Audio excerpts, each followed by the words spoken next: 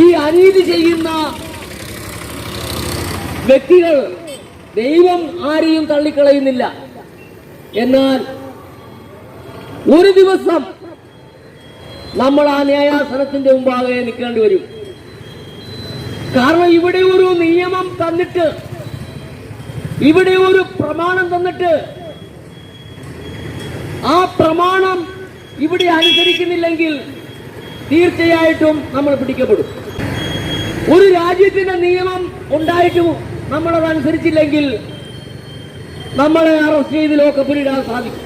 എന്നാൽ ഈ സ്വർഗത്തിലെ നിയമത്തിന് വിരുദ്ധമായിട്ട് പ്രവർത്തിച്ചു കൊണ്ടിരിക്കുന്ന വ്യക്തികളെ